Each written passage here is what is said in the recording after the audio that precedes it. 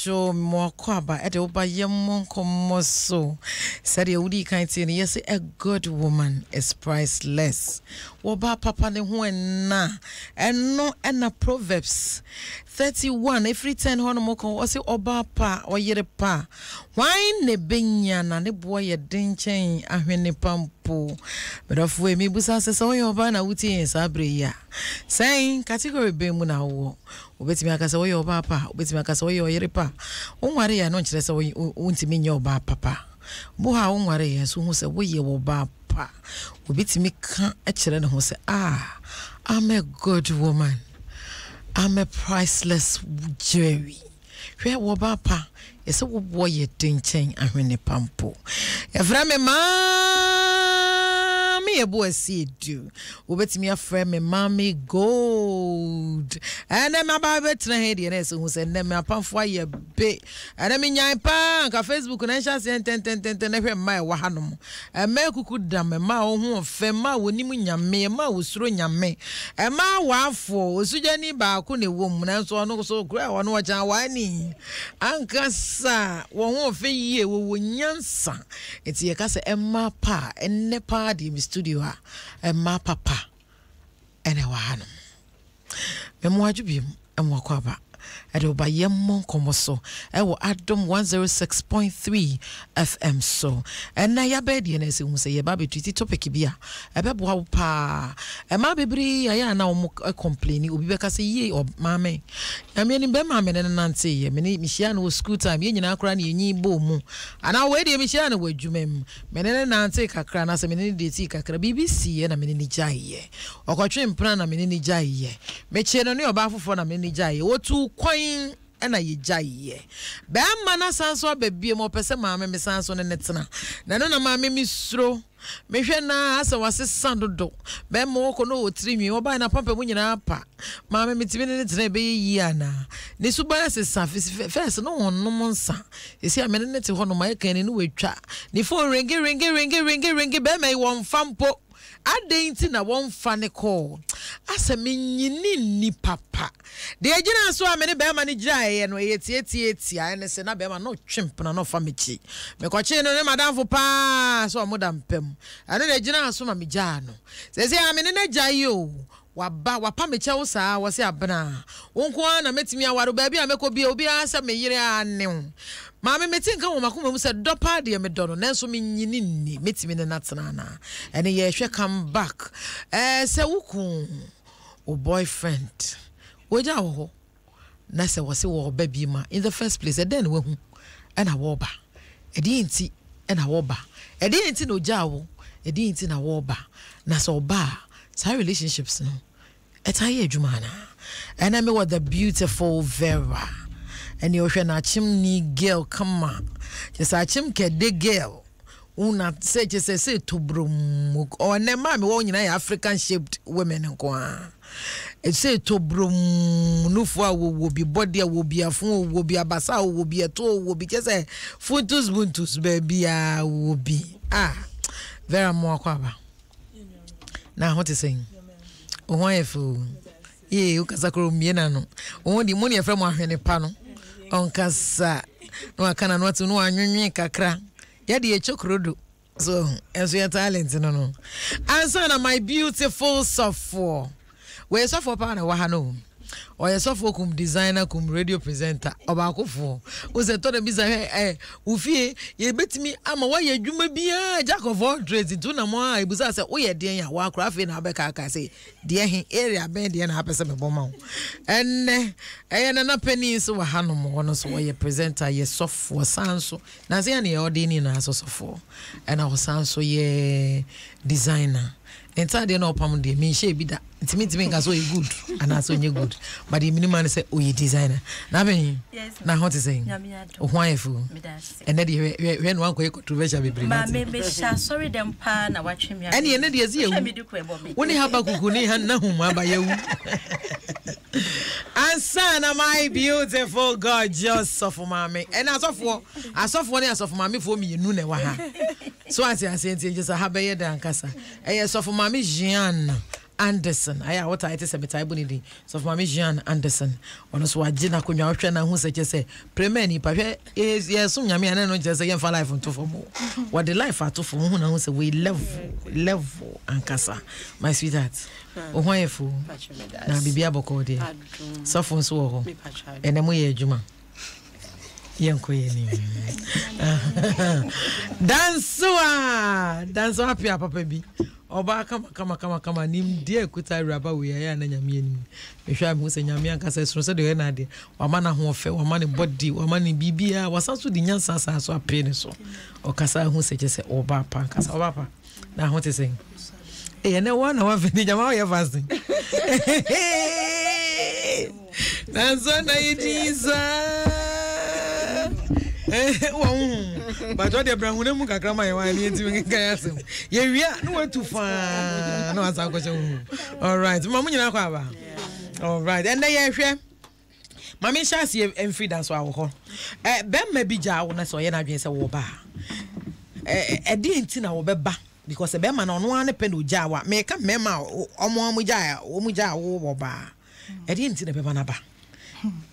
Ebi oja school time bu okro ware o bu okro wan ware o ebi en plan train briefly bi bu asa brana competition bebre bi wo mu bi ni ade se wotimi ja awa e de ne be ma be ma bi ehu enne no waka se enne de ade da no sa time no mabo bo ame yo ame me da se all right me chia etiefu na okay mame ne ebe ma be ma na ba back ne ye ebia nipa no chinchin ye no ana se o hwehwehwehwe mu no we hu se wo ye oba a wodam sronko enti no wa ko try kokko wa ko try tuntum wa ko try all colors any all shapes nanso we hu se wodam sronko enti no obeba back and another one no say bia ono ujaye no nyame adom utimi eso humu yie when jeja ho basabasa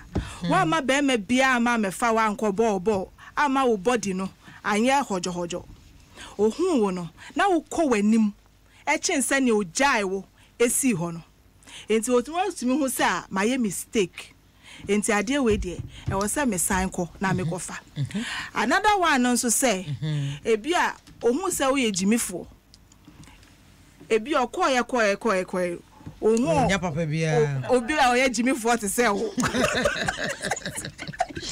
wa what be that oh yes and today just offer say onim say obi ampe no kra wo de every day bi okoba bi agaga wo beje aha eno na ifo de to nyum say oje yafo oje ayarefo emade emfa yesu so emade wonsemu oh it's no koye no onim say wo de wo ti ho e na ma bi nso wo a be me jaina ontimi enko nanim entimi yin free na adwenem obitimi koda Achimota forest anasa atwea e bomb pie so many years no why fasting no why tan still waiting for that guy enti guy no kro be hu no na we yi nkasai wo no why basa ebi nkoyo omuti ebi nye makeups o matare hyemu na crampo esesa no say say be ma be na wo hu say wa oja white and that exactly oh ma na bi the opposite say wa ma say wo hu enti no ti ho so your friend is saying me twen enti o ma but obeba no anaso obe hu no ne be ma na ba ne say oja wo si ho no nyame adom why nye tan nyame adom adwuma bi ana wo ye no wo ko wanim. Oh yes. One by one. Because I do ye nyame adom. Nyame adom dey aso obodi a. CCF Saturday ye won paibo. Ye won paibo e wo Achimota Forest. Oba bi amra bi. CCF. Answer na ye di bedo. Amen. So Maame Jean, wishim. Oh, why not? Oh, yeah, fasting. Say the wire polish be here when him shine. Sister, me need bibi and just watch. Yeah, fasting. Well, and so these are some of the things Bema Bema no or kwa or beba or behu no. Now I fine. No behu no. Ne juma to say school now kwa wait me akwa kodum pempen so bia. E yo beka ni nyina. Maame nko sofo Maame Jean Anderson hono mo. Maame sofo.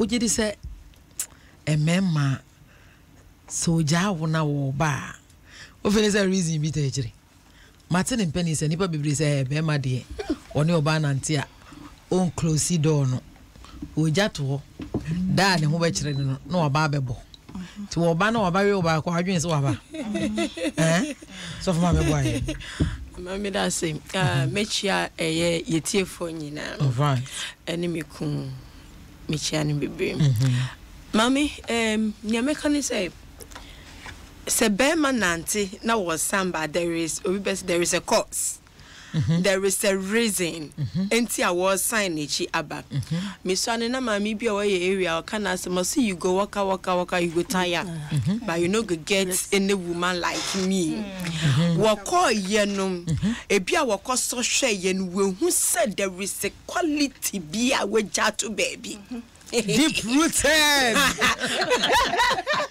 we ja bribi pampe bia de bene bia to baby we ja adidokodoko bi atu baby wo hunsu se wo ja won wan say wo ko wonim e wa brabo nim sempo ne wo ja won wasisa edu different level wo do level bi a wono wo hu se what wo ba we die ye ne bobra eyeye esan se kane no ohwere e ka kire ne ho se sa oba we die me ne bobra enyeye me pe educated person me pe wo bia we drum pempensu bi e wa brabon me pe obi o wosika anase me pe obi anya me pe bia wo me wiase ne me nsa beka na so okochini ye no I was saying ebu nkoboba na chi no obehu say wo your baby a wo da so gina wona anso se school na wo nkobia na brofo na wo nti ai na wo hia wo no na wa transform there is a different transformation when who say biribi fufure take place in your life when who say one can just say what boa wo drum pempensu bia why you okay just say why you biribi a be ma bia be ka say me hwehwe say why you ni nyina why you do which one all right you do mami onim won say ahohom kra no Bible says ahohom ni bi wo ho a ahohom ni efiri mu a ekochinchi a esan ba be hwese ban so at the thousands etina je say oba bia se be maja wo na wo bo ho so a eno na be ma no ye na adwen se wo mami wo beba really we kochi na we twa na ni hu se adia meja wo akire ni se na quality bi wom na ya na mo ba oba se me fa se be meja ho na oba dia na kire se oba with for a good purpose and I say mami wo be hu ni obi wo kro about confession or the beba wo beba be kan ne okoye ye nyina akire ne okohu ye ne okotwi ko be obeba obeka ne nyina akire na it is up to you the lady to have spirit of discernment to discern and know say he is either coming for good or for Saturday Achimota Forest be dead hey it's for every woman in relationship you need to be prayerful you need to know what is ahead of you you need to know what is coming into your life for every woman you need to sit up in your relationship and get to know your man. They save the advice for later na fe yenko ha de hwe mame ba maja ho anase se oni obi jai especially say ejina ayiso say bia empratwe no kotwen ye and I went to me nyina no na ne bi jai ya se wo ba obetimi ya trust no I trust issue it was our relationship no it is saying mama me da se me mama wo Canada also tie wo de bia na se wa ai na se wa o tie ye de yes so for na se wa ba bia wo bia me chia wo so for mama na se wa nya me hira wate ai ma me da was say so na watete ma betri samre and mama me da se trust den trust ne se woje obi edi e wonne ma bia nipa no ada na di na da bia me ka say even ye ya ware kra no wo mfa wo trust anasa wo gidie nyina emfa nhye wo kunu anasa wo yiremu Bible kra say ne o trust nipa no eno me nka no because you'll be disappointed na kampesa obi a waba wabra bom na wagya wo ho na wako na osamba yes o pam wo kwase na me feature and I'll bet she nana. No, but no was our trust. No, and man, I may catch my sister say, and my ye would be a Jimmy, Nayana. Ye would be a Jimmy pa. A drew maybe a honor ma, a yaw so pebema, a yaw so on so waka copim, a yaw say baby I would drew you wouldn't be a. It is Sabema no boo quasiano, or Titsi wono, a brona no a de boo, a did yet some or tit so to say that as a way into my Atem didie midase atem ni die o tietia wo so o ye wo say carpet na nyame adom na ono a afri relationship nim no woko no waba o say me san trust na meka say Jimmy kakra bi wo baby ano edin ma me sebi because okoye nsa na me sister kaye no ahonhom no ba ko no woko no wo ba de wode ba no betimi asoa ne wote wo no krampa ya na wo bo no kra na wontimi mfa nso ano na de okoye na obe yesi obi bia wo ne oba beda no spirit e wo sa ba na be ma no mo no eba umu enti se meka say bia ofri wo so no kohia oba foforo ana ofri wo so konfa ma be ye 4 e ma ni nyina spirit e wo mumu no aka abom including his say one so de okuta de I me de ne te wo meka say bia wo so ne ma be 5 ana be 7 ya e say mu nyina aka bo ha je says 12 spirits enti na wo betimi aso ano de ne na wa wasama enti so believe say obi ja obi a e say so je ne ba mami ejane ma mienu enipa na oba no ni su no compare time na one wote no eni okoya oba no eti say e bitimi pretend pa o she say oba makra oba be se wo oba pe from scratch no kra no oba ka so better plain kra ma mame say no dey scratch but we nim no mame okona oba no na me sister ka say obi mu the lies and throw and sama kesi a che say o that na se no wa hihye nsamo no because oni mu onim sa we dey we Jimmy kakra enti woka obeka sen we chewa oh you will fall for him enti obeheda hihye no wa heda so akwa pesika anase wa heda kope bibia wo na nkeda wakoma so pa na odi abadan you fall ho na me be ba no so what you say ho na me be ba no ma me nko Vera ho no Vera said the all can e me ma jaye ho anase be ma je oba ho no kwa na so so oba biem o fele say e den tricks especially say oba e bia wetimi achieve bibi kakra e bi oja ho tam ushia wo na onye obi a school na okokra na nkra na okra ho nheda anye fesa o sinkro twitwi ni papa bia o school atade huya bi o just o body si de bia na dada o kwanchi bi ni ade enti wo ja ho for a purpose because nothing koye and we ja ho se wo ba back na me fa say nen wapo why you a big woman oh you feel you have everything na wo ba edin tricks now feel say eneno because ye nyina we are educating other women ye nyina including mo why media ma worry okonfu pani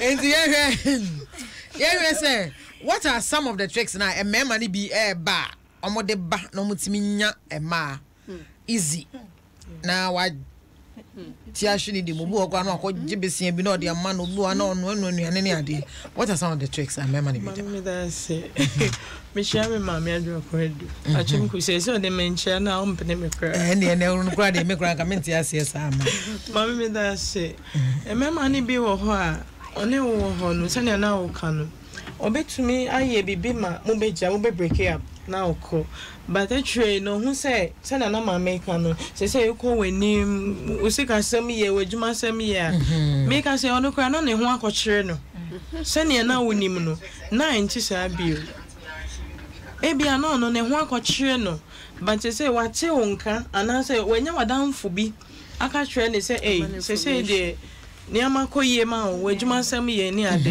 enti oba ma be ma sa na menje ni bio me de obusa me accept me ex back bio because oba no minim ne awakwa akosua ne foforo ka ne na o wadada na ba me so me de mu ka me share anti masio all men are other people's exes be bia you be ex o ale se be ma okosua no se virgin kra me na amfe na wa be ye me ex Why are you present? But on your ex. It's so be ex. Obi afam na Emma be 17 yeah. You don't care. I don't care because now I do me so I feel na. What I say I feel na do me so.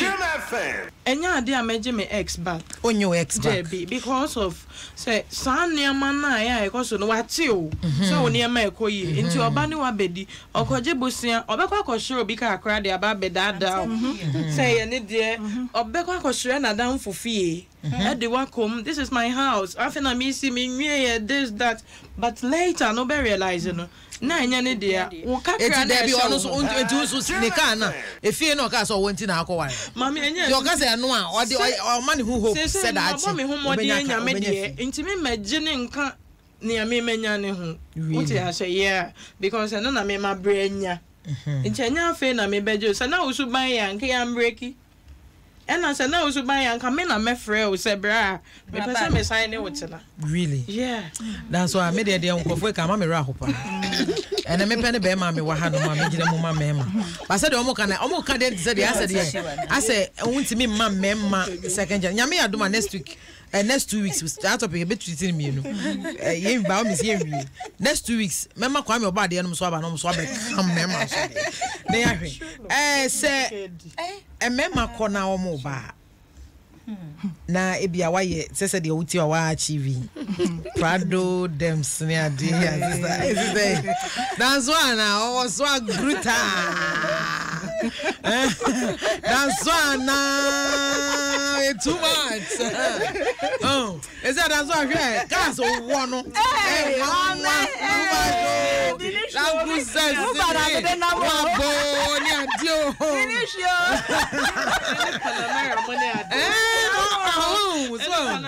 you see na yeah say amunyina ma TV so for mama dey on one dey anka problem still grow our ni cook grow our problem so for with our problem pa na start good to pop here yeah go here ni e me wa nyina mu ku no more problem but yanko ye hwe say dey ye kani be me ba be be one more than pay oh yeah now at a point you were nobody to him any idea see dance well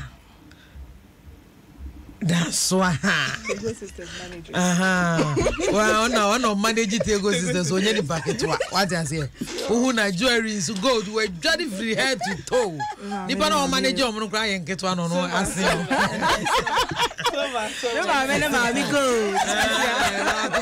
no size and see say ekobane sa be me ba o fele say what are some of the easy tricks omodeba a man tie no money now because honestly or maybe bit fall in love 50 times every year be fall in love every year be fall in love when 50 year be fall in love so what are some of the tricks a man no more buy especially no munyamo amoye a market if say make a case for in body but then in your baby amako go do near your achievements tricks be no whatever mame omo ba first of all obetimi abesu abukotodwe obi wo hon found say onam street so obetimi abukotodwe wo kwan nim baby a wo ye adwuma obetimi di su abewra ho abekasa ma wanhwa o ferifo bi abekasa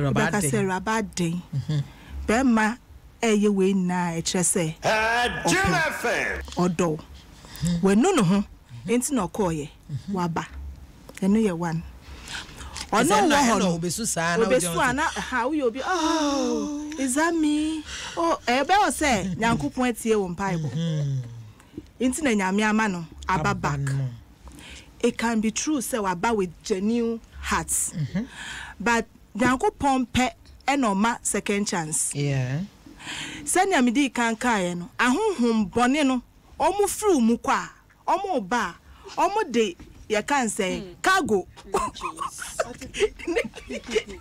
ene multiple ene ba enti nipa no setama oni ni jaye na ye mape enti na oni ujaye eno no otimi e decide say age amedu mapem inti me pem maybe so on trimpena bi because wa ya when ya fa so bia wa pem inti no ba but with a different tricks and all the beba as wa call konfo ho now do ya funu yare akọ ana bosom ho na wa sama o or be sand another for yare for Friday eja kwan se na da bia no be den o beba inti me momo de Emma amutie me maame du fie se wutie me ababi a yaka owo bia no I hope se wutie me chia o we so go bo bi dia ko pa daddy we are meant to contempt maame du fie ababi a owo bia me chia o se nipa no oba no besu se den ya waja no wachi move on. Now, but don't you also feel say some work and so I say it too harsh because say nipa bia etimesisa etimi say bia nipa no e bi kura me fa ofumo pa wakọ we hu the mistakes and waba obeso make you amends e dey na kire say on timesisa we dey abrea we say is in your past o mema o monyo mu hyehyia mo na nyina ye grofo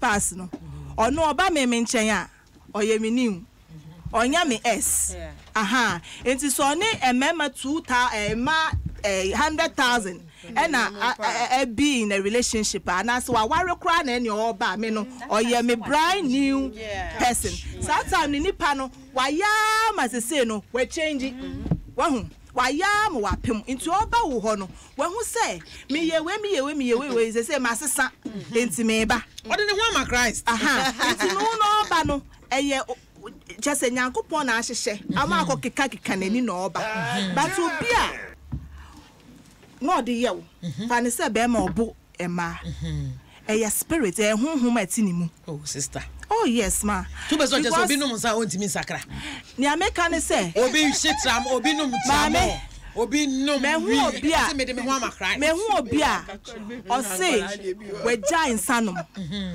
Sena insana no wejanu no ni sika at that time now or they talk and as no nyansa pe wahu because na adwuma say ne niam bia say enti no oni sika or the better onya adwuma foforo no afi na ensa no ana e fe no konya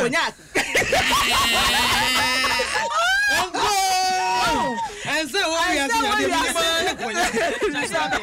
wow akasie ya wo ya friend say VSOP ni V ram ni hwan as of Maame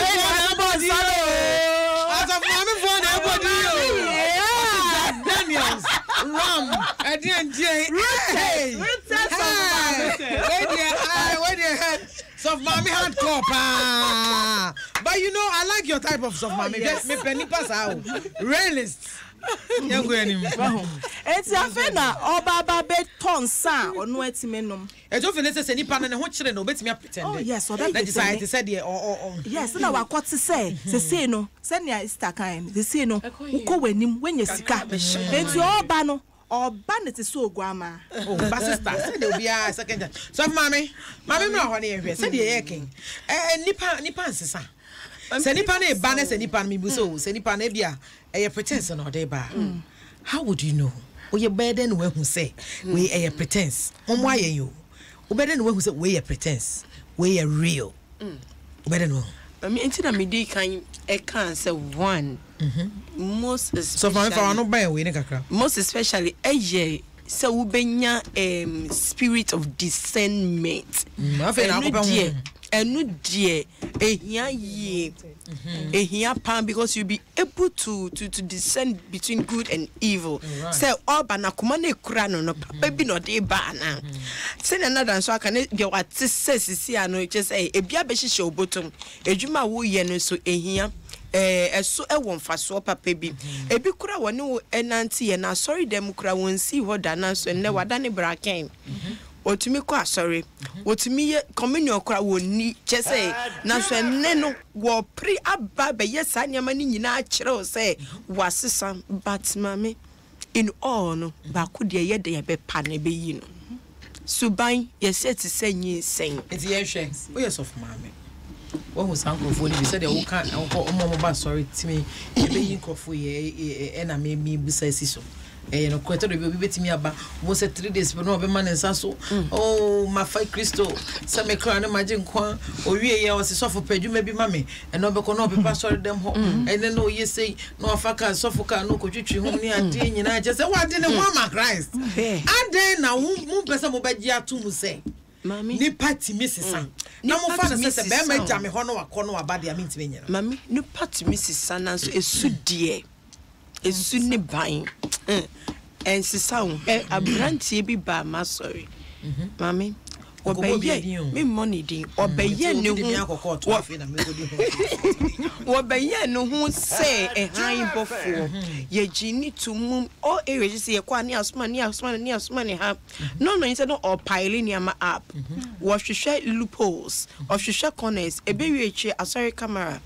Sika, near my baby, a codine in chain, or so one farm man in it. And then it's a wood journey a coy. Say be an artist or buy no sube we must wait me answer. Mammy, just says Sunday was the same.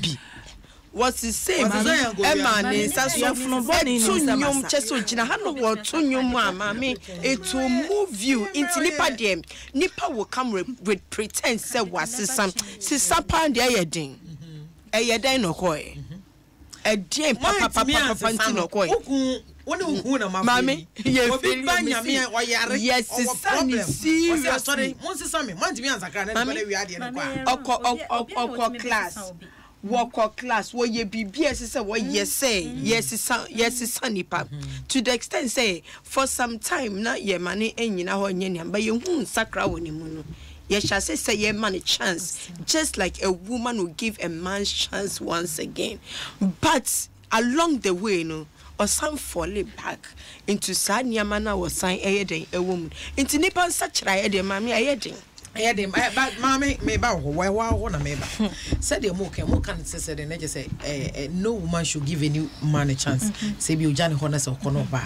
By his name say to the view of Honman or Sacrampa genuinely. Don't you feel, say, I say, Mono, more play God. Because Bible says, and forgive as our trespasses, as we forgive those. It's your dating a moment, dear, then some so now so baby to a bema just a jam. And so coin or him would dean when we say, it's a of course, now. One shada now one shada anya fe batizia ko yinti oba now one shada nimu maybe if yes unsa aba ti obema second chance ono so bra second chance mama oni mo bonsam cousin aden na mo de mo pese mo be dia to se mema betimi ase mama oni mo bonsam cousin me hu no me sofo ne kan o so yoba na obema bi e wo wakwan mu oye wo kunumpo na oye bonsam cousin aja no ton say yes. The Lord. No. Your pastor. Reverend Steve Mensa. Reverend Steve Mensa. So now I only called it out. Mame, Okoshia obonsam cousin. Adenya ono na tricks in your friend ho. Humility, pa. I feel na obe brand who say obe yawo washing bay boy obe wash wo kasa say wadru baby obe wash wo me say o panties nyina obe wash am obe serve tea e wo bed mu banku ano pa obe sorry no we clinic TV no e dem wo table say wo nyina we clean wa mop yeah ono no onim ye woni trim it's just because he wants you back what say either say adamfo bi na kote no be ka say hey wo mu ma mi ache wajaya de papa hey chale sa ko ma mi nyan ware ye sa ko back no wo bisa ne say hefa no wo no wa kire ne say ye de obetima ye bia na danfo ne kwa bia o chafa bi wom ye de obetima ye bia na ye ntimi enremu ne ye nko ne ye kɔ ne ye nya bia so what you say mami ehe ne ye ko rana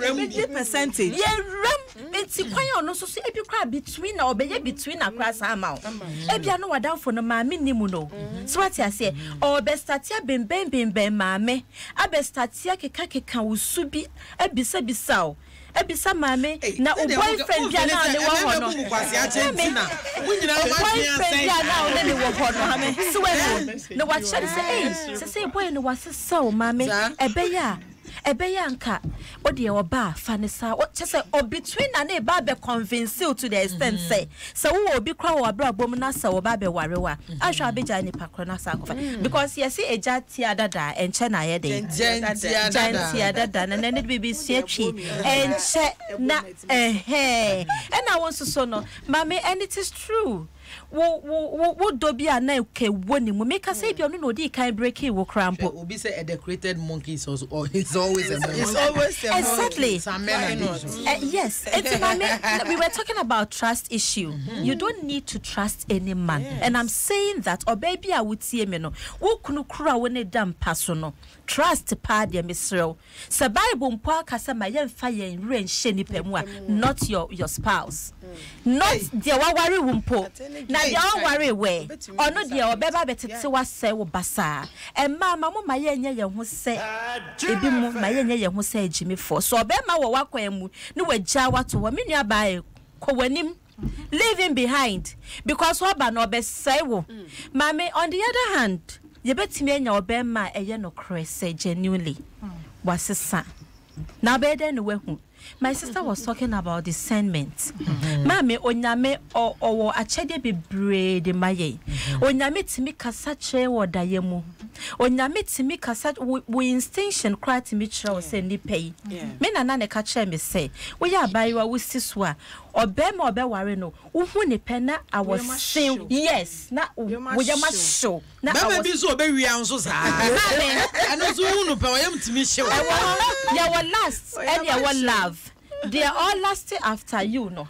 Oba was young koda. Me that's what and then I made it trema. Onya ba wa brabo me pe o se me pese me hu. But they odo no. Onya me are predestined. Mama unim so God predestines our partners. When you pray to God, he will show you your partner. Just because ye no e adwen say ye pese ye nya ye pe. But if you go by God's plan, say onya me say ne nhihye ya owo maye no. Send or show me exactly. A dream pa, and ya dream, but I said, exactly. A honor me, Busa question. Sir, wouldn't you what if someone who can in Yamia dream panel? Bemaya and Yamia Chess or Bewa. Wababu Quasiaka, also crab when you Quasa John Shimmy. And who could try any one or buy. No, says Missy. No home bonio.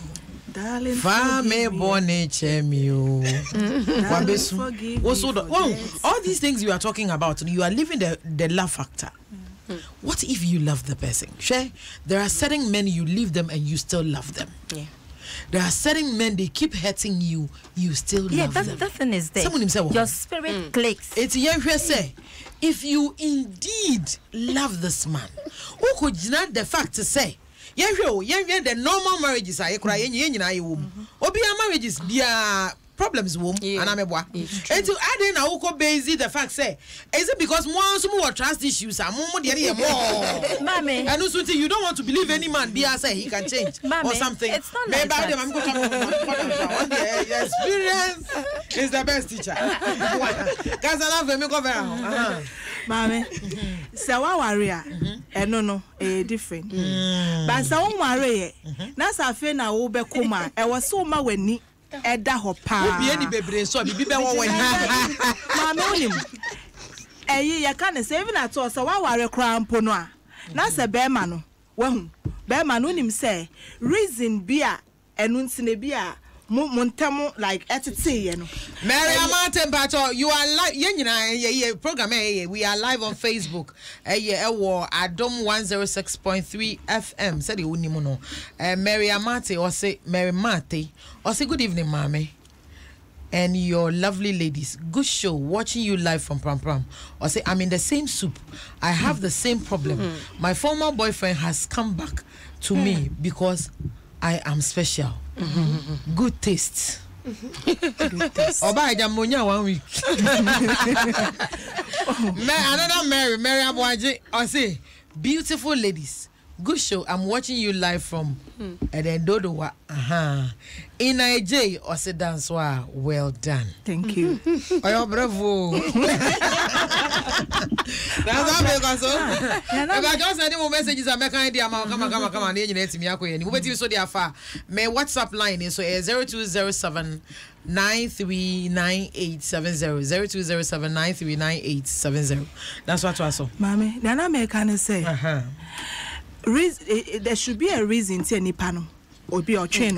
Where can I say obi be there on door no. Anyone nano now see Debbie now person. Oh, and none side in idiot. Say nankasa no. Areas Debbie I am a say nowadays relationship. Say ni panel. Say it or person will take it 1,000 months and I say yes. Now say one na ya obetimi aye holia twea kopem saa time no so obehiti or hiti we na say onu ubejai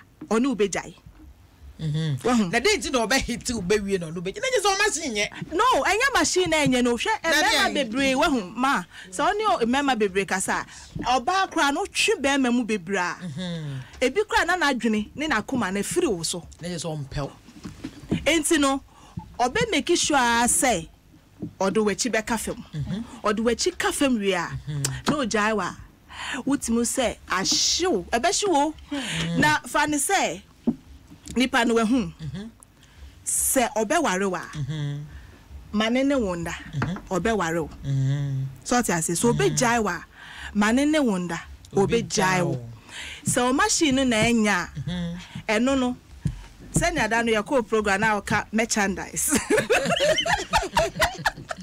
oh say hono na enya say na e wan so no wo siesie ho na wo make sure say e ho no ye den e we clean intina no wo ba no was self confident say at least wo was sent bi wo ho a wo hwene no wa ultimate don safefa o ba bi ehu say bibi nkoyi intina me de Debiana make us 10 years ago no. Na relationship any marriage different from say yes ma. Say no.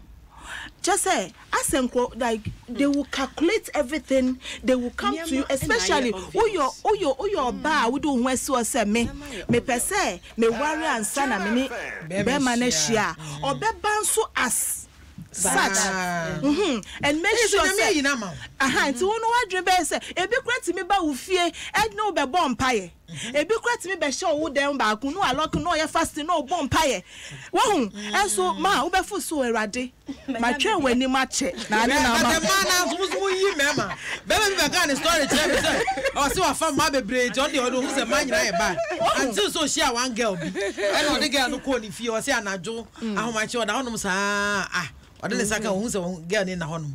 Sorry again ni butu ni panum. Everybody shut up me. Everybody shut up me. Everybody very popular. Everybody shut up me. Everybody stand everybody. Management kuso. Everybody obon sembi o se kai. Me yo Kristo ni.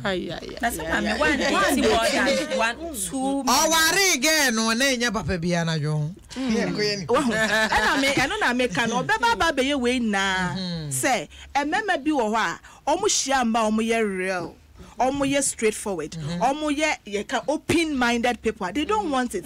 They want people that pretend.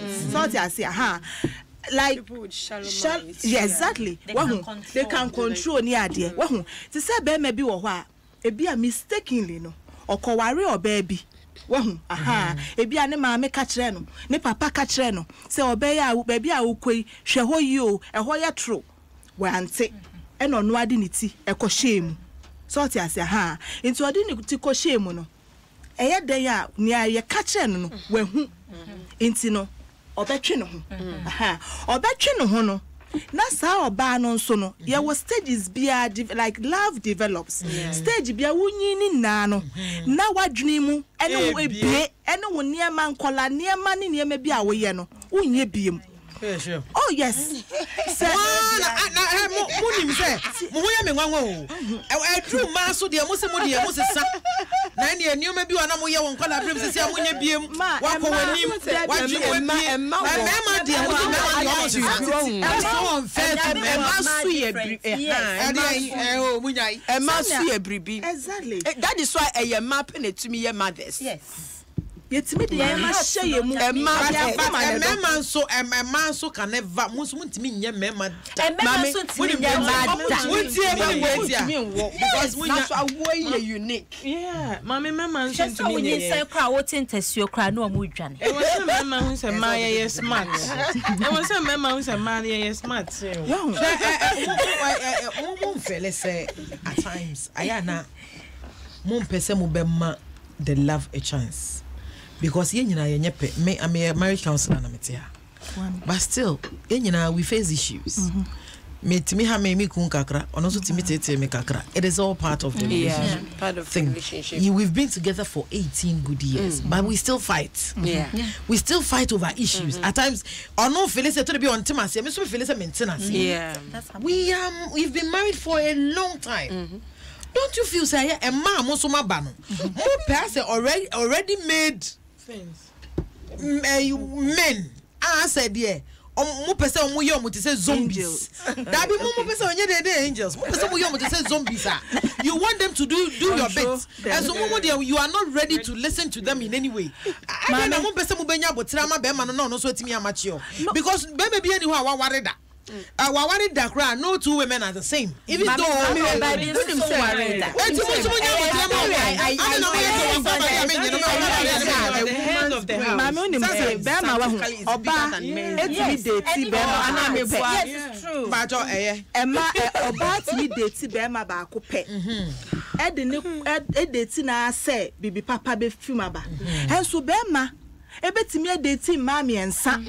at the same time enti wo de ofu so me nkwa na nipa yi oni me eko enti ye no na bi o hwehwehwehwe enema na wa hwemu obede no aha enti wa hwe ma fa nkwa on date nkwa they mean they can so what do mean date who be na ka nkwa so nkwa ani na pese musisi me masa what do mean date all women Alfred for secular women I got Alfred Anderson was a nice program wow so for Maame Jean well spoken we me hear there I love you baby Debbie Noble I say we forgive and forget but we don't repeat our mistakes yes so then you say obetimi ade a che nipa no yes then so say nipa no repeat it's the friend mistakes no David you want to say it's the friend mistakes mistake one shada no apoli one shada uko eyi bi na hu oba ma bi we hu ya na ada ne so e no kire say na we mama na we as Maame Yeboaa problem of most women fall for some men pretend to be Christians some too like dressing and display of expensive things that is a memo and about bus on ujina hono mo say ope prado almost a uguta uber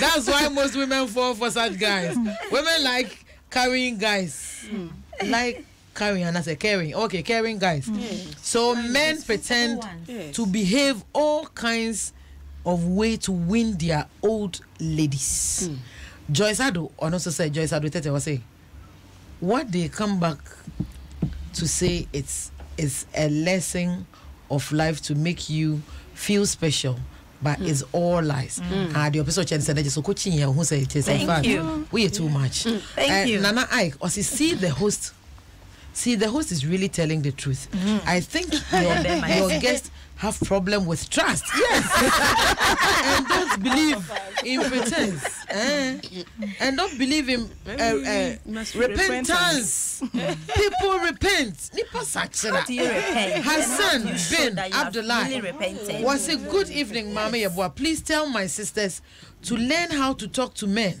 muntie uko bi wanu na be man kekana adwen kire wa on sakrai men don't like women who raise their voices on them. Stop lying to yourselves that men never change. Men do change, but it is the fault of you, the women, sometimes. Hallelujah. Amen. Because hallelujah. Yanko Abdul Sharif was saying, what about if the man is successful now and he comes back before he he had nothing? Will you accept him? Wait, is our question. When the man if he comes back now that he has money, would you consider the subain? Mommy, I will still consider the subain. Also, can all smiling. Only obema only subai kotna say na no na meka na irresponsibility na na meka ho asem na no minya problem of page bi so yes me bo be manage. Mame, only obema only subai when you sika enso enu pokra na ansha oba betete wo kese. I'm telling you. Because I feel no bet sure say time na no open the sika you were not part of it. Nya but very mami Musa. Let's be real. Emahe and a mema omoba come back or aba come back first me beti here. Now I say shines up or say me piano hair we pay what I see me starting by you know what time about open most wabo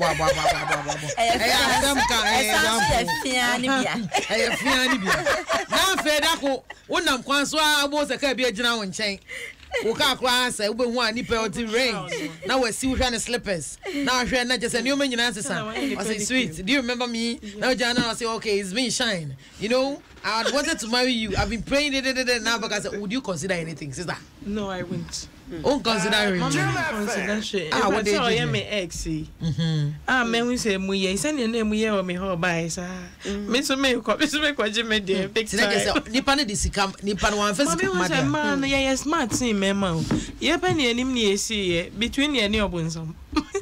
Ye pa ni anim ni esi.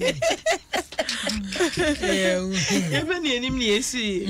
Yeah smart. Enti o message me up now ko e nyame aboa mo ayeyi na waba me nyeja me mpe obi ekura meba meba bete me kana me jae no e kadada no me bete na me bana se suban ne ya na fe ya to aso an na se me ba back na wayeyi no enya fe na me beye na ye se me ba bejiska ne binti me bana mpa wasesa na makem ne yatim. There's a sika or hodia, and you ever consider your mother brave. And so says Sika any horny, and the one other kind of Subana. I near me, no, because Yala. Mammy, oh, Phyllis say, Ayana and Ma. Mo Mema Muniska. Ayana mo Phyllis, I want to be yeda. Phyllis, I say, because me.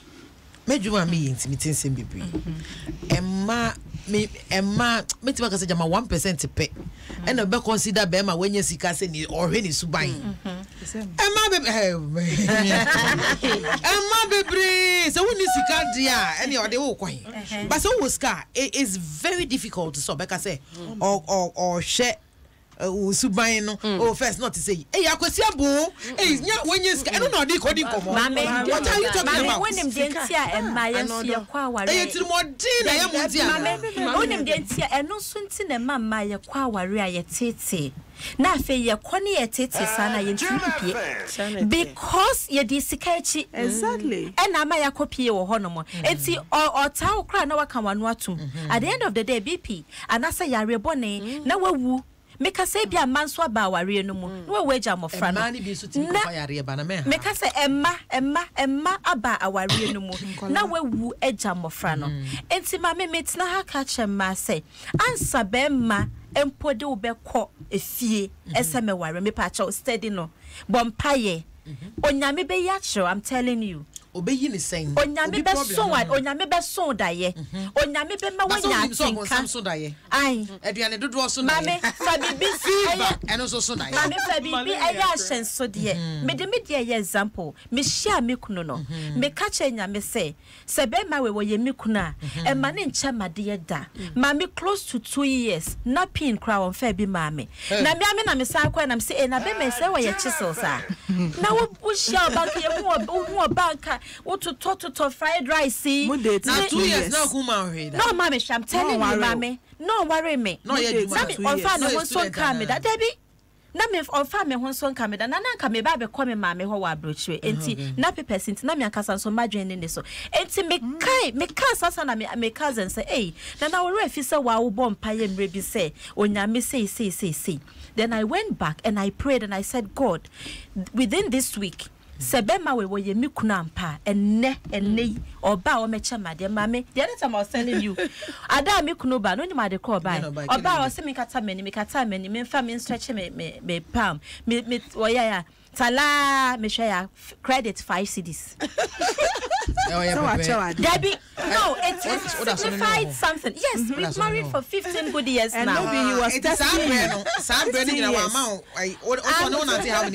getting to 2 years. 2 years, yes. Married. The first time we decided it was because I prayed and I asked God, so onyame mami hu as me the idea see was me person me who says way onyame kuna onyame ye tre me enti me catch me nyonko ma no mo say se wo pese wo hu se sa beri me oye wo kunu a I'm telling you onyame ene ye foundation aware no se nyame ma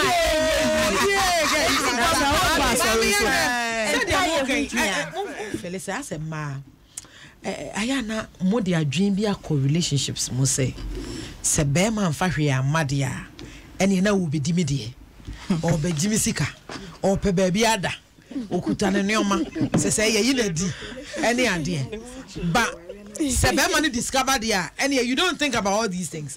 Who feel say ma ayana monye fe when it comes to sebema person oba back because be be hu ade papa bi wo mu a oni oni bi. Na so de bi yeah, it's true. Answer na be answer na mama yenkoje etifo nkra na ye ba na afi atwa so. Oba pa twen me wate na netie bi pa. Na hwe sa won so wadwen ti se nkrofo etiti he ya won so otimi asa kira wadwen. Bebe betimi aba o de ka na eba buanu no ntua obu okra sebe na wo je tem buanu no ntwa da bia kwosra no no aduane koma no wo ba pa beba beware o ene mema ni so o ye jwe nwa ba ye ba beto Mommy that's ramete abakade who say man no dey obetwu what chere me say Monday pa me draw ya for man power capsules mu ahoden any send one more protect your draw no actually ya for egunu to an ho ankasa ho a e dia ho to so aba pa ya for man power capsule e mema ye potentim no no obabia hu se ni kunu ho oden na ne je se ne adale wani agi ya enye de ye hwehwe ni o ene mum de mo hwehwe ni na se de ya for cobites ni nsuo no to pa ya e ma ne mema nya atumi num bie eno so ayim sisi yare afiri ho ama emwa ya dinsa prosia bai na honam ya ne afichi kromu ya wo so eye afiri wususu yi odo bibia de cool ya for man power capsules ene ya for cobites nyina e wo pharmacies chemical and herbal shops bia mu apemfo abata o manufo ne nkwada wonyi fiedu mienu ebetie doctor ansan wafa atufo nko Frank Paul Ventures Limited Wakashi Drug Lane Accra and now on for 0244 89 1465 Yafo say ukwasiada ebe ya ode na ube feel it trabia mercy na side attraction no ebe say round dia na no ye edidie with Pokuya 101 live on Adom 106.3 FM kwasiada any kwasere bia shey ewo kofodua sama kede dansuman sakaman dakuman ashama konyako dodi papa say hohoi baby bia wo bia aduane bia wo ye wo bia wo dia shey anase hweye ni ye beba ho ye ni wo abebe didi wo tumedie nana teche eba company and Amalina Children's Haven, your one-stop shop kiddie mall. Enti OPD Opebia Anime Pokuya 101 Papebi Ewa Adom 106.3 FM. Shane so say no me no kopim no me sa na ebe gomze edidie one this I want to follow you every. Oh my God. Adom 106.3 FM so ebeye de bruta every Sunday from 12:30 to 2. Hey, Adom Bible quiz. What do you know about the Bible? Jesus in the first miracle. Lazarus say and son Jesus. What is the shortest verse in the Bible? From the ages of 8 to 12. And sorry now, move to me up picking forms. Make sure Pentecost, Apostolic Assemblies, Action Chapel, Presby, Methodist, Baptist, and sorry now. Move picking forms. Our Adom FM front desk. Oh yes, from the ages of 8 to 12. Adom Bible quiz. Where is season 1? Now season 2, though. Season 3, season 4, season 5. I ask for mommy, deaconesses, women's fellowship, men's fellowship, deacons, and happy elders. Every Sunday from 12:30 to 2. Adom Bible quiz. I tell you, baby, Adom Bible quiz. Show me your powers. Soul Town. Turn up.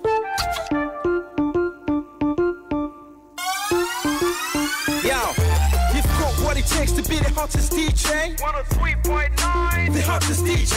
You've got what it takes to be the hottest DJ. Hit a fam.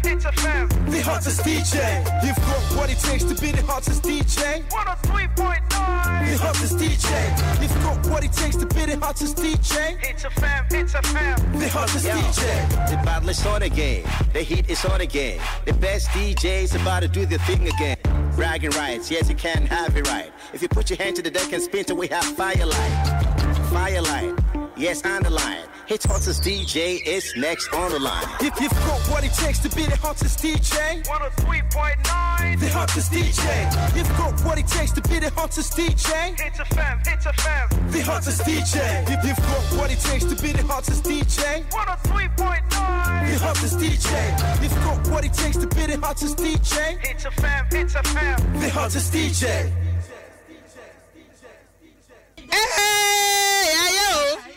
Ayo. Bamjo ceasefire. Hwɛ. Yɛkɔ a nyina na gyesa ha de na gyesa agya na so. De wo mu no sɛ emma yɛ kwase abufo pa. Ɛne sɛ ɔbɛma kɔfa wo ba.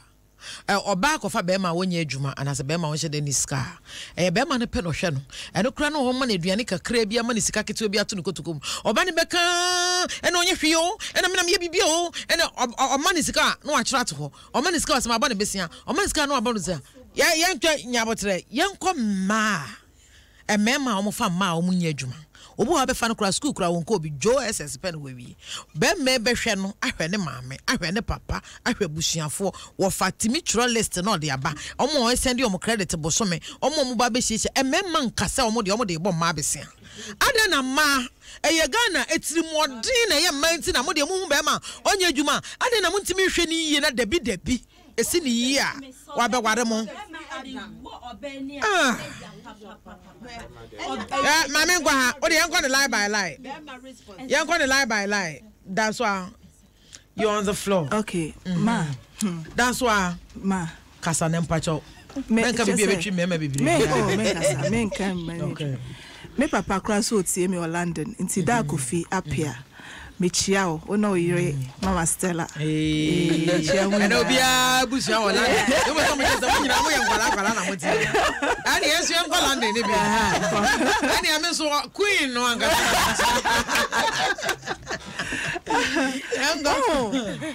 Ma. Me say ma mutirimu ed e yetirimu na ye mo ana ma me ko jam say e ma about this time they don't want to spend on men but they always expect men to spend on them obema fa oba woni bia obi wo de ni ko school wo de ni sua adwuma wo hwe ne maame e hwe ne papa de ne ka senke ka se bema no wo sika kakra e dru weekend na so oba ni fia ototon mu ototon nioma sika ka ho maame de papa de wo fampaboa wo fa jumpa wo be ka che se wo fa ayi akwasi ayi be be krom ho ye ko de se se yimi ko ti wadim enti ma ye bibi oni amane ne ammo envelope ni amane enti na wo ba de se bema kura gya ne ho se no wo sika so oni sika no oba na so oba de waye yie na se bema no ni bia e man pesa mo bete sansem we oba back na de na je se hia no oni bi na kire se obedi bisika ad e yetiri mo den ni pabone sem na ye mo ana se de jean yi ma no asem se de maka na be hwe se de also maka be de maka ma sem nyina de egu me be ka se na me ka cho se eye golden wigs and cosmetics. And cosmetics. I don't need the bronya. I new Botiano, golden wigs and cosmetics. Maame Yeboaa and Mama no want to Moboto Mama Yerino. No one Cotonio, the betchu, and many ideas of Mammy, dear, hold it free. Me or shine. But Mamma for golden wigs and cosmetics number 2.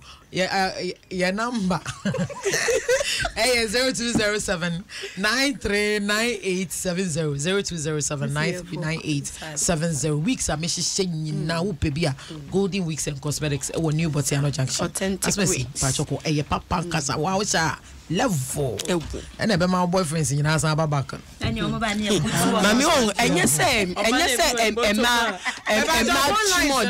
activate 0302 216 561 0302 216 562 and 0268 499 347 from me now so come adwen chere na yentimi entie ni yi pass Mammy and you say a matrimony wo hwe akokọ batan Uhu setembia na ohwahwa ne ma na wo kama o ka wo ma hyehye na yase enye bribia o aya yempese ye betu sikagu anase yempese ye beye niama bia sabi eso emma yemfaso be ma bi wo ho a wo ba na wate se wenya kakra bi nti enu nti na wo ba no wo ba no ida se sika na we nya no wo de akorokoro kwan so ebebu kwasea agye firi won sem ade adwane akoshe baby akere se wukura wunhu ni biom and then yes they are real men who will come back for good they will come back and be with you now we can be say bema wo ba we di sika eba mama money can never buy you love money is different from love wo betumi di sika but what I na ewura fie ho nia wo ba ya wo no ahwe kra ba ye doormat wo fie ho wo ahwe kra ba ye maid servant e wo fie ho enti obi kan as wo se wo dokaka sika kakra me mom dey I differ yes because genuine love should be the head of the day should be everything so what drop papa be eba na se ba wie na sika betae chia fine na wo di sika eba be ka chim se menya sika nti I am coming with a Land Cruiser hey come and cruise with me me no be cruise se be ma di sika eba mo hwe mami me ma mo tie yi mami wait sure but you surely make analysis me go pick for my cover David why then go for we dey give me headache David Mami, me sweetheart na ho te say you Adom ho ye. Pick farm for nyina ho ye de. Obia ho ye. Yo, me sweetheart mpacho yenti why? In fact, I don't know what you bring this your panelists for. Omu ni ka papa. Ade bakwa ye our remu visit e hu ni say. Most of the ladies, you know, to be frank, and yet odo na omo de ko our remu. Esikape. Kani nyina. Esikape. I passed through a lot, and currently, no man made someone who's a different woman. But don't the ladies, you know, Esikape. And people wrong. Oh, after all, Pierre, me bet you be worry. I didn't think I need any worry yet. I want your bell will be so wrong. Because I have one Oscar. One was country, and yet odo, and you're not one or they call. I've been in a relationship before, and but currently, but also you've been in a relationship before. Yes. And say you are no more in the relationship. No, I'm talking of marriage. And say I worry Anna. I feel that may be worry. What's also a jar worry about kind equation? No. You see, the bintu na meja too so be. Now, I want to give you one scenario. Okay. Oh, those days, I mean, you was a relationship, to be frank. You know the brain. It's the beer. It's quite the beer. Now, the one that I mean, they are obeying me. But currently, I have a little catcher saying, to be frank, you want to need you now, or in the currently, you know, she's not doing that. There are some things as well. I saw my neighbor before. Osa, you go for but this very one over to the boat na only wakasa. Yeah. But the woman say, "Oh, they won't say." You to be frank. Masisa. Because all right, my darling David, my info will be for why. Men call I actually want to call Dixon. Hello, Dixon. Hello, Maame Yeboaa. Baby, and I want to say. Adom na also. Udin the head, Papa Dixon. I am the first one. So. No. Yeah, so. All right, darling. But you may see why. Yo. Na say man o maba no. Say obeyi bibia mano but say ono tiska kakra bi jama wa na say ono the more be see. Say Aye, enya kra. Enkoyi kra. But on the ono baby ano. O botum na man na say wo de fancy bia o the channel but ono G window once the cry from China. I dan is kana ojiwo men channel pacho da bana no ame. Say I manage the same day until say anytime ya kwa area. No cry Dixon enkoyi kra ma na abana de omo maska kra. Enkoyi me call cantonment enkofa nyako. Hello nyako. Hello mami. Yes, Miss Rita. Me dey say memma nko na efre. Memma na efre no next week me pemu be next 2 weeks. Me pemu be 4. Mo mra mo count my mami why. Mo so mo keka wadwen gu ha no mo keka na afi yenkoye nim.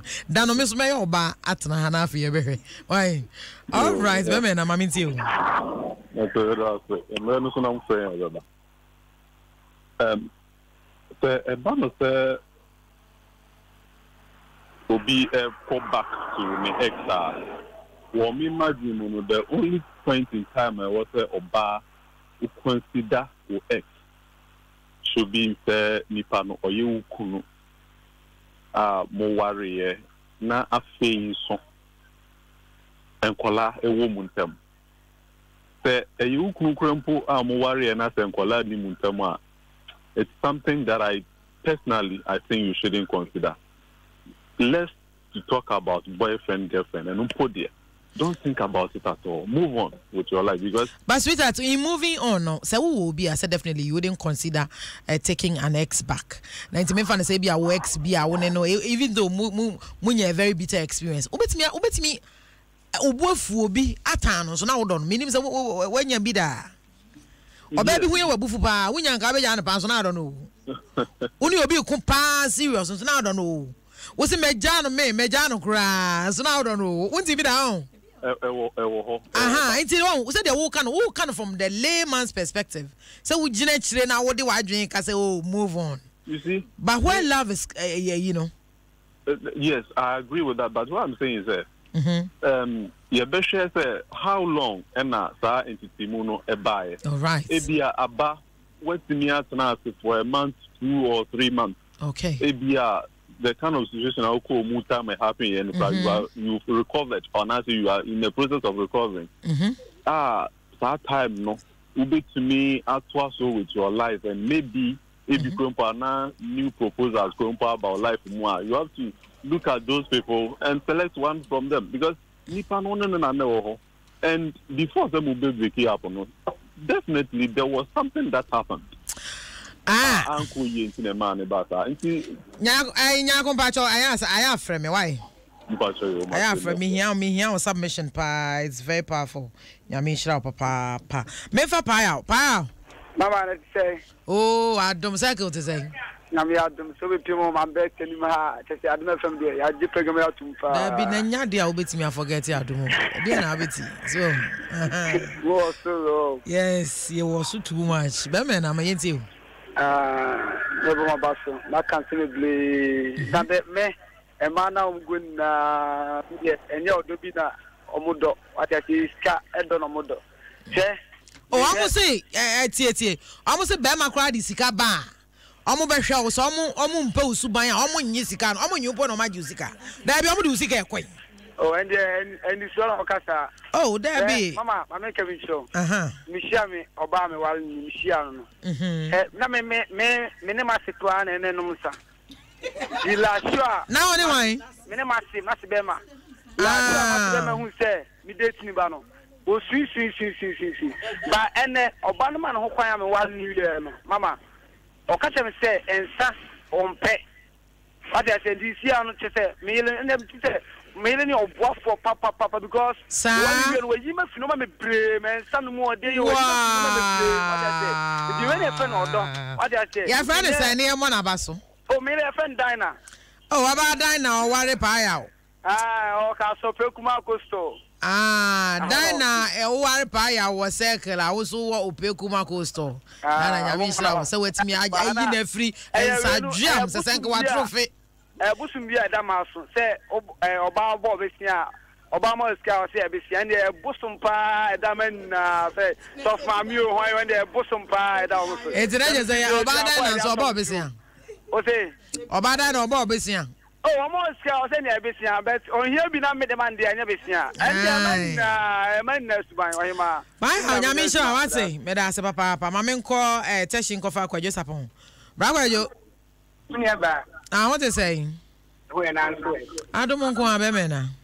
Teshi boko de. Yo. Bako jo pacho ebe ya radio no tamfa shensuo mu ne yankasa wai. Aha. Fashion sio manase lowa no. Aha. Bako jo. Ani o de twe ho free ho. Twe ho free se TV o se radio no. Twe ho free ho kra wai. Hello, Muniaba. Aha, afi yen kasa. Ma pa wu. Na ini ama no.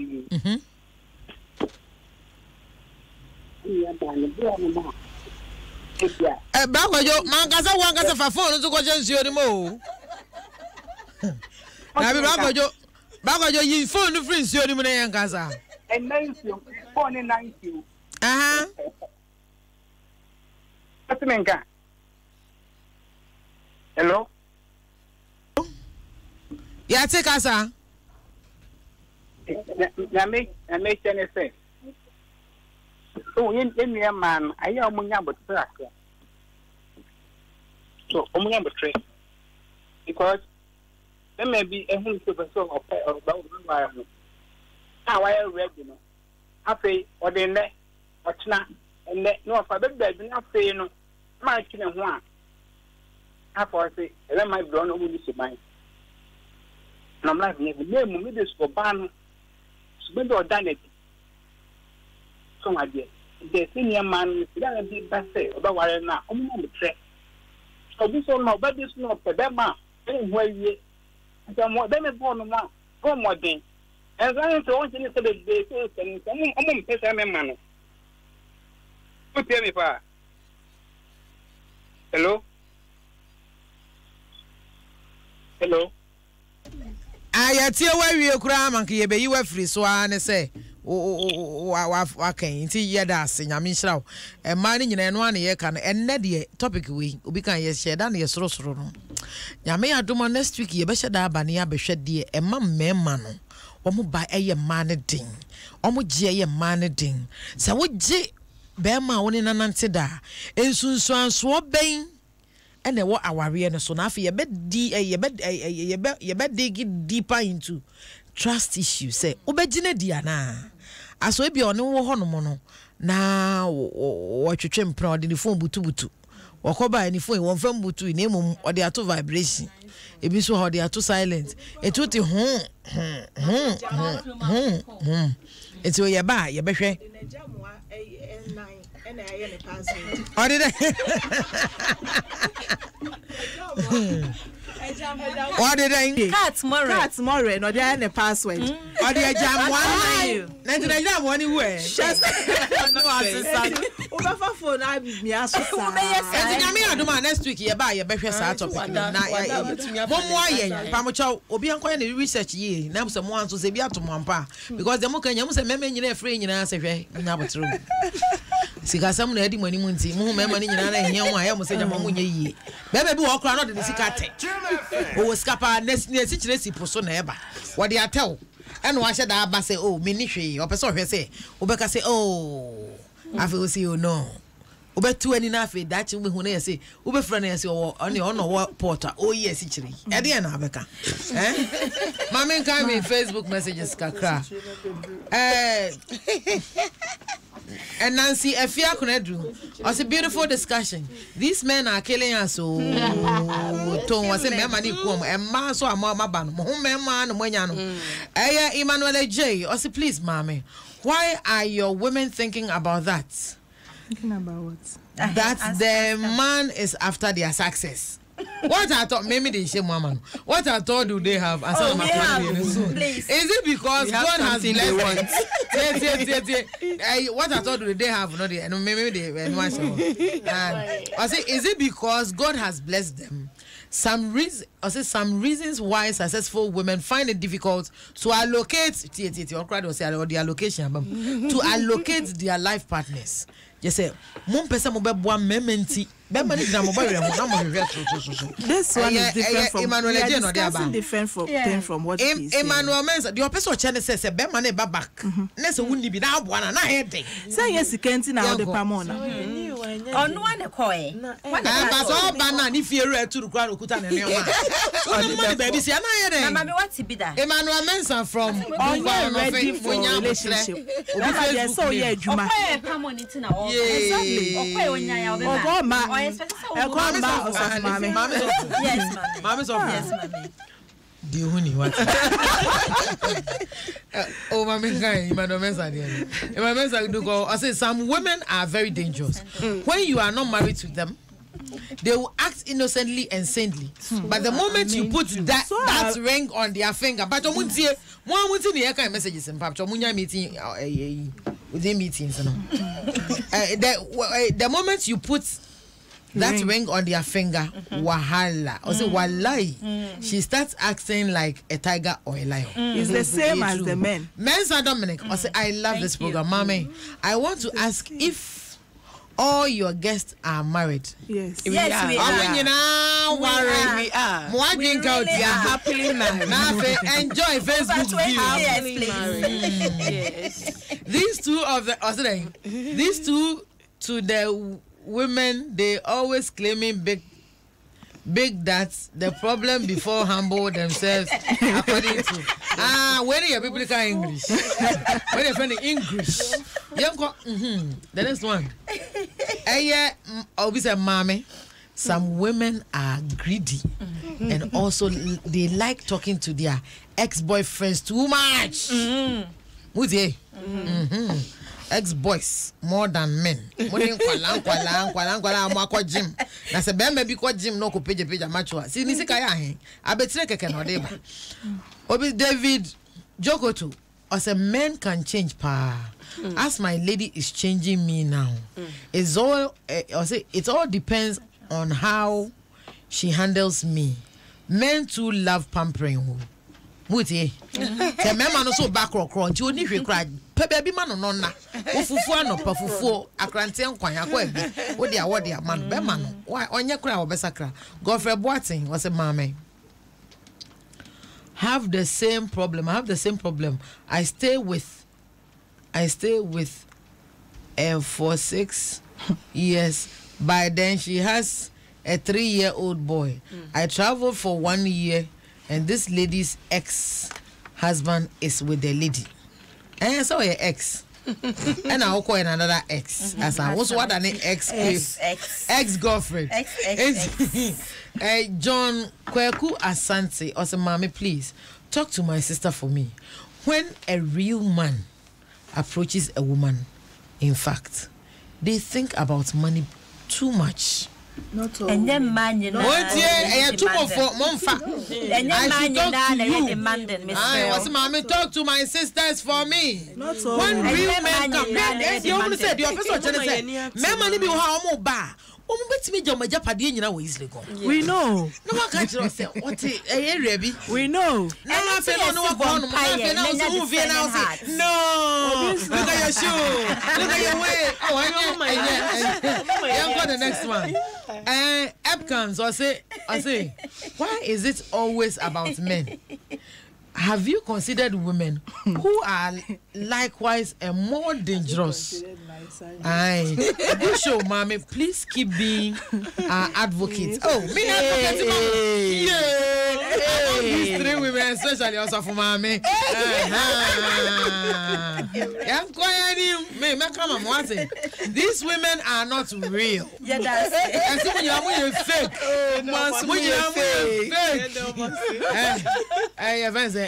No, no, so they didn't healthy, and I say healthy. And I see, this once who didn't crave fake.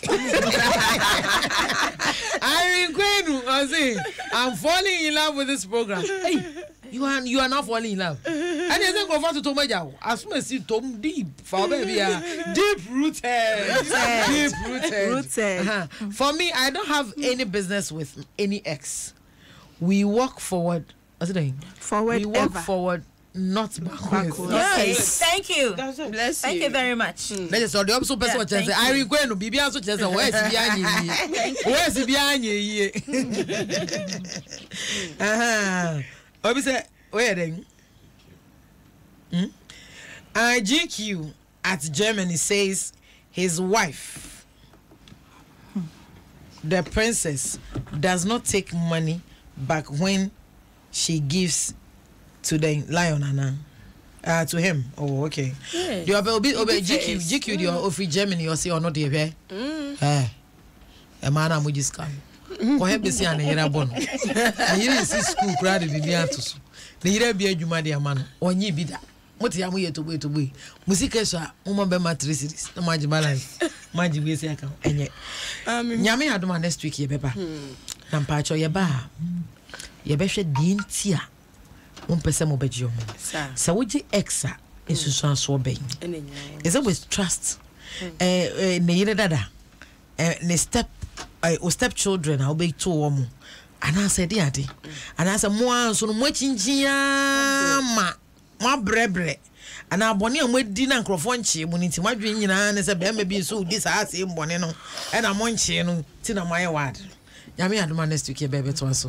Thank you, beautiful Vera. Yamisha, what's it? Answer now. Man's of Okasa dodo.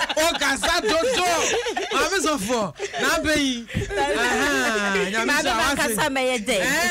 Answer for day we hear so be kasa. I was so kasa me ko ni pa. Ebi na make you. Esno bump it. Kaya no nya broken attack because ade enu emu na ada so na. It's next week, including broken hearts near the idea. Free muba. I'm wondering one, not trigger my dream. Any be a bocabano. A man of Dada, Mamma, a man of Adom, so be a Dada, ye be my yes, a be me. Hey, Dada, baby, is also on the nice side. Dear Moyan, and yet that's why Yami Adom next week. Ya better the intia. Mumpesa mobaje memano. Someone sumusuba nyinti mudwe so mo ba mo de bibi na eba because na me aba no omo mo ya zanche mema no nti beba no kraka we say are you sure yeah from me Maame Yeboaa Asiedu yeah from me Maame Yeboaa Asiedu obetimi afra me on this number my number is 0207 939870 0207 me saka biem say I golden weeks and cosmetics ye bie no kura shen e wo New Botiano junction oba sabre New Botiano junction next to West Hills, the next junction after West Hills na opposite Ultimate Hotel washing bay ni inside ho koko yi weeks ahoro bronya je bronya me pese me hu a wo akome ha hu ko bo tibia ko tutu tiri ho kwaji wig ne hye sesa ho no bi ehu se won so onya real me nyina yen ko yeni e fra me Maame Yeboaa se auto wig na wo ye e gown so de aka ho cut